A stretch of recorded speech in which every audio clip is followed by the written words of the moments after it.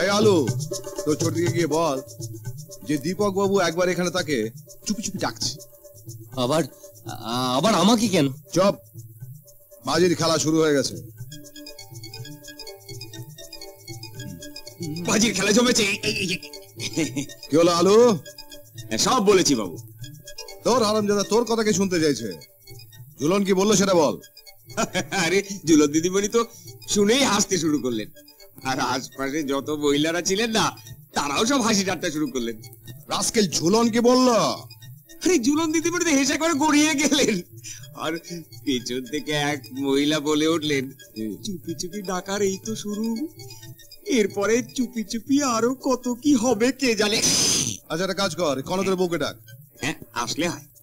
না না, গিয়ে বল কনক দাদুর পেট কামড়াচ্ছে, এক্ষুনি বাড়ি যেতে হবে।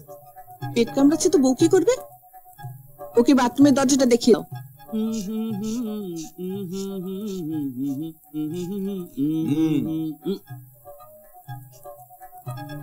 এলেন না। কি বললো? বললেন আপনারা কি সব হাসি ঠাট্টার ব্যাপার করছেন, সেটা উনি টের পেয়ে গেছে।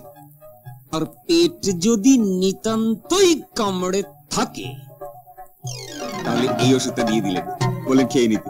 নিন খেয়ে নিন। খেয়ে ফেল। তাহলে মিলন বাবু এবার আপনার বউকে ডাকা যাক। হ্যালো, গিয়ে বলবি।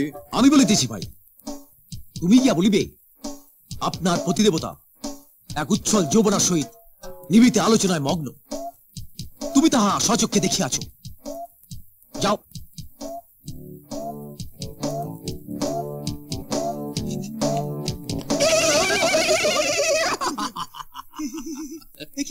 হাসিতেছে কেন ভাই?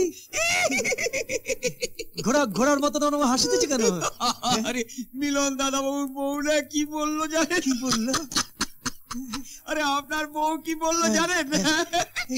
আরে কে আছিস? আমার চাবুকটা আনতো, আলু দাঁত ফেলবো। মিলন দাদা বাবু বউ বললেন, হতচ্ছাড়াকে আজ সারা রাত কান ধরে এক পায়ে বারান্দায় দাঁড় করিয়ে রাখবো। স্টপ, যা এবার তোর বড়দিকে ডাক। মিলন বাবু কি বলবে? মহাশয় যা অভিরুচি। না, বিশেষ কিছুই বলতে হবে না, খালি গিয়ে বলবি যে আমি ডাকছি।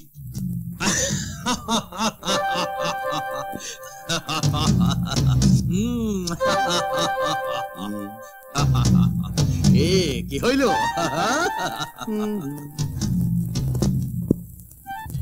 হে ভগবান বাঁচাও, হে মা কালী, এক মুহূর্তের জন্য দোলামাকে একটু সুবুদ্ধি দাও মা, যেন সে চলে আসে। এসে গেছে, দোলামা এসে গেছে। এসো। আজ আমার কি আনন্দের দিন। বাবা তুমি আছো কেন?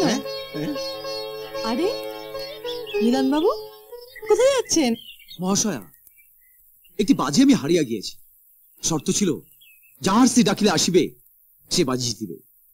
আপনি আসিয়াছেন, প্রলয়বাবু জিতিয়া গিয়েছেন।